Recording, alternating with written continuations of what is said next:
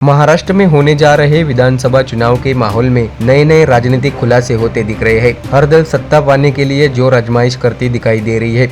आपको बता दें कि इस विधानसभा चुनाव में किसकी सत्ता बनेगी ये अभी से कहना जल्दबाजी होगी। ऐसे में अब बीजेपी की फायर ब्रांड महिला नेता नवनीत राणा को लेकर हैरान करने वाली खबर सामने आई है।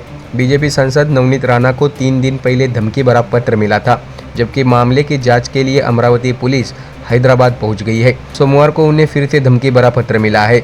अब इस तरह की बात से हड़कंप मच गया है। यह धमकी भरा पत्र भी हैदराबाद से ही भेजा गया है। आपको बता दें कि इस घटना के सामने आने के बाद पुलिस टीम शंकरनगर इलाके में नवनीत राणा के आवास पर पहुंची और जांच शुरू की। आपको बता दें कि 3 दिन पहले मिले पत्र में नवनीत राणा को सामूहिक अत्याचार की धमकी दी गई थी। यह पत्र उनके घर पर स्पीड पोस्ट से प्राप्त हुआ था। इस मामले में नवनीत राणा के निजी सहायक विनोद गुहे ने राजापेट थाने में शिकायत भी दर्ज कराई थी। मामले की जांच के लिए अमरावती पुलिस की एक टीम हैदराबाद पहुंच गई है और वहां जांच शुरू कर दी है। आपको जानकारी दें कि 3 दिन पहले पत्र भेजने वाले ने अपना नाम आमिर लिखा था। उन्होंने 10 करोड़ रुपए की फिरौती की भी मांग की थी। साथ ही पाकिस्तान जिंदाबाद भी लिखा था। इसके साथ ही पत्र में नवनीत राणा के बारे में कई आपत्तिजनक शब्दों का इस्तेमाल किया गया है। आपको बता दें कि नवनीत राणा के पति रवि राणा के बारे में भी अभद्र बातें लिखी गई। उसमें यह भी धमकी दी गई कि मैं तुम्हारे घर के सामने गाय काटूंगा। खास बात यह है कि यह पहली बार नहीं है जब पूर्व सांसद नवनीत राणा को इस तरह की धमकी दी गई हो। इससे पहले भी मार्च महीने में नवनीत राणा को जान से मारने की धमकी दी गई थी। उस वक्त धमकी देने वाले शख्स ने व्हाट्सएप पर एक ऑडियो मैसेज भेजा था। इस ऑडियो रिकॉर्डिंग में उनके साथ दुर्व्यवहार भी किया गया। दरअसल दोस्तों, लोकसभा चुनाव में नवनीत राणा को अमरावती से उम्मीदवार बनाने के साथ ही बीजेपी ने उन्हें गुजरात में स्टार प्रचारक भी बनाया था। उस वक्त उन्होंने विवादित भाषण दिया था। नवनीत राणा ने 8 मई को हैदराबाद में एक सभा में ओवैसी बंधुओं को चुनौती दी थी।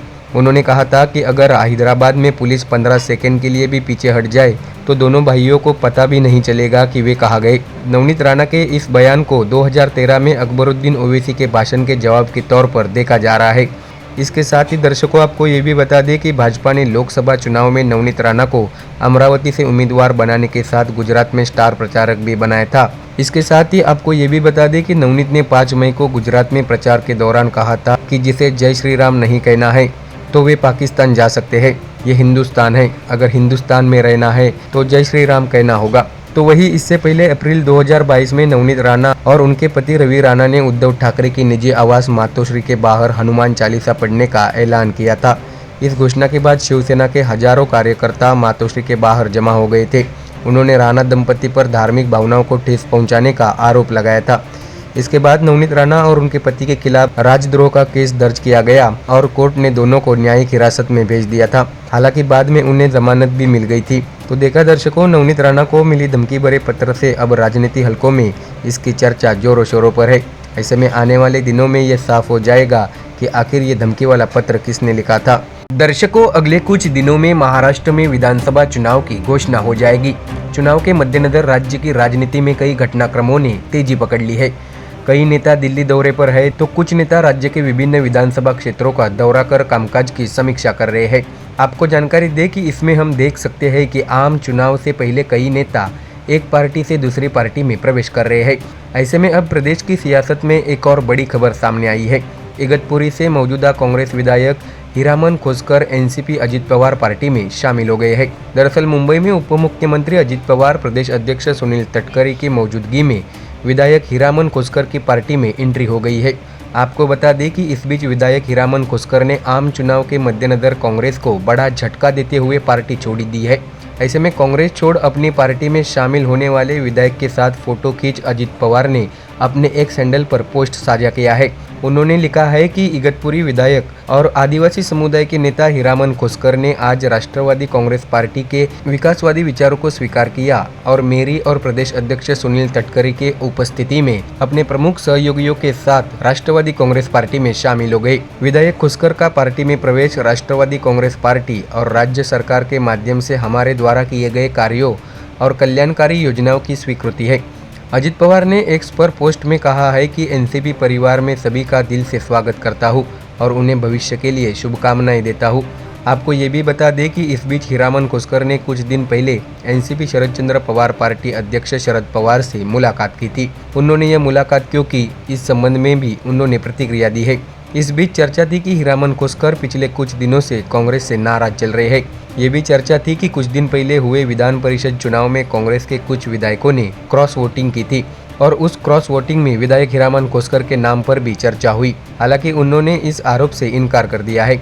इसमें कहा गया कि विधानसभा चुनाव में क्रॉस वोटिंग करने वाले विधायकों को कांग्रेस टिकट नहीं देगी।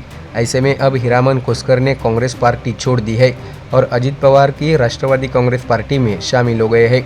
ऐसे में ये चुनाव से पहले कांग्रेस के लिए महाराष्ट्र में तगड़ा झटका साबित हो सकता है। तो वही दर्शकों, आपको ये भी बता दें कि हरियाणा की जीत से महाराष्ट्र में बीजेपी की ताकत बढ़ी है और उप मुख्यमंत्री देवेंद्र फडणवीस, प्रदेश अध्यक्ष चंद्रशेखर बावनकुले समेत राज्य के कई नेताओं को भरोसा है कि विधानसभा चुनाव में महागठबंधन सत्ता में आएगा। महाराष्ट्र में लोकसभा चुनाव में महायुति को बड़ा झटका लगने के बाद पदाधिकारियों और कार्यकर्ताओं में शिथिलता और उदासीनता देखी गई। हालांकि हरियाणा में जीत से उनमें जान आ गई है और बीजेपी पूरी ताकत के साथ महाराष्ट्र विधानसभा चुनाव में उतरने जा रही है।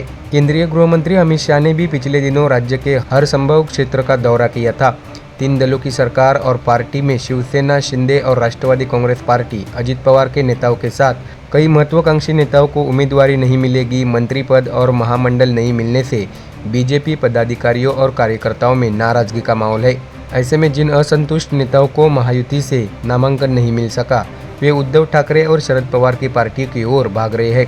ऐसे में बीजेपी एक बार फिर हरियाणा चुनाव में भारी जीत से गदगद है और बीजेपी को भरोसा है कि आने वाले महाराष्ट्र विधानसभा चुनाव में भी महायुति की सरकार बन सकती है। Bureau report, MDR news. भारतीय निर्वाचन आयोग ने महाराष्ट्र और झारखंड विधानसभा चुनाव के कार्यक्रम की घोषणा कर दी है। जानकारी सामने आई है कि राज्य में 20 नवंबर को मतदान प्रक्रिया शुरू होगी और 23 नवंबर को चुनाव नतीजे घोषित किए जाएंगे। ऐसे में चुनाव आयुक्त राजीव कुमार ने प्रेस कॉन्फ्रेंस कर ऐलान किया है कि चुनाव आयोग का लक्ष्य राज्य में 25 नवंबर तक चुनाव प्रक्रिया पूरी करना है। आपको बता दें कि महाराष्ट्र में एक चरण में चुनाव होंगे और मतदान प्रक्रिया 20 नवंबर को होगी, तो वही महाराष्ट्र विधानसभा चुनाव का परिणाम 23 नवंबर को घोषित किया जाएगा। ऐसी जानकारी राजीव कुमार ने दी है। दर्शकों, आपको ये भी बता दें कि 8 अक्टूबर को 2 राज्यों हरियाणा और जम्मू कश्मीर के नतीजे घोषित किए गए। इस दौरान सभी एग्जिट पोल्स ने भविष्यवाणी की थी कि हरियाणा में कांग्रेस जीतेगी, लेकिन बीजेपी ने सभी अनुमानों को झुठलाते हुए हरियाणा में जीत हासिल की। इस तरह हरियाणा में बीजेपी ने लगातार तीसरी बार सत्ता हासिल की है। इसके बाद आज महाराष्ट्र विधानसभा चुनाव का ऐलान हो गया है। महाराष्ट्र में चुनाव 20 नवंबर को होंगे और नतीजे 23 नवंबर को घोषित किए जाएंगे। तो वही इससे पहले सोमवार को दिल्ली में कांग्रेस नेताओं की बैठक भी हुई है। इस बैठक में राहुल गांधी ने महाराष्ट्र में कांग्रेस के दिग्गजों को अपने पैर जमीन पर रखने की सलाह दी है। आपको बता दें कि सोमवार को दिल्ली में कांग्रेस की एक बैठक हो गई। इस बैठक में यह बात सामने आई है कि लोकसभा में विपक्ष के नेता राहुल गांधी ने महाराष्ट्र के दिग्गज नेताओं को हरियाणा के नतीजों से सीख लेने और महाराष्ट्र विधानसभा चुनाव के दौरान अपने पैर जमीन पर रखने की चेतावनी दी है। उन्होंने कहा है कि अति आत्मविश्वास से सत्ता हाथ से निकल जाती है। महाराष्ट्र के मामले में ये गलती न करे। हरियाणा में हुई बड़ी हार के बाद अब राहुल गांधी ने महाराष्ट्र के नेताओं को दूध भी फूंक फूंक कर पीने की सलाह दी है। यह भी पता चला है कि इस बैठक में राहुल गांधी ने हर कदम उठाते समय सावधानी बरतने की सलाह दी है। दर्शकों, आपको जानकारी दें कि लोकसभा चुनाव में कांग्रेस के साथ मिलकर इंडिया गठबंधन बीजेपी के विजयी रथ को रोकने में काफी हद तक सफल रही। इसके बाद कांग्रेस पार्टी को हरियाणा और जम्मू कश्मीर में चुनाव का सामना करना पड़ा। साथ ही जैसे कि आज घोषणा की गई, अगले महीने महाराष्ट्र और झारखंड के चुनाव होने वाले हैं। इस बीच राहुल गांधी ने कांग्रेस नेताओं को आस्ते कदम की सलाह दी है। राहुल गांधी ने महाराष्ट्र में कांग्रेस के नेताओं से कहा है कि उन्हें महाराष्ट्र और झारखंड में चुनाव का सामना करते समय अति आत्मविश्वास में रहना नहीं चाहिए और अपने पैर जमीन पर रखना चाहिए। आपको बता दें कि महाराष्ट्र में महाविकास आघाड़ी में 3 पार्टियां शिवसेना उद्धव बालासाहेब ठाकरे पार्टी, कांग्रेस और राष्ट्रवादी कांग्रेस पार्टी शरद पवार शामिल है। ऐसे में लोकसभा चुनाव में महाविकास आघाड़ी ने काफ़ी अच्छा प्रदर्शन किया था और महाराष्ट्र की 48 सीटों में से महाविकास आघाड़ी को 31 सीटें मिली थी। ऐसे में लोकसभा में अच्छी सफलता से महाविकास आघाड़ी का आत्मविश्वास बढ़ा हुआ है। लेकिन अब राहुल गांधी ने महाराष्ट्र विधानसभा के मद्देनजर अति आत्मविश्वास न होने और हरियाणा के नतीजों से सीख लेने की सलाह दी है। तो देखा दर्शकों, कैसे महाराष्ट्र में होने वाले चुनाव से पहले कांग्रेस ने सबक और सलाह दोनों पर जोर दिया है। ऐसे में क्या आने वाले चुनाव में महाराष्ट्र कांग्रेस का प्रदर्शन ठीक रहेगा या फिर से बीजेपी कांग्रेस को कड़ी मात देने में सफल होती है? ये तो आने वाले चुनाव नतीजों के बाद पता चल ही जाएगा। Bureau report, MDR news.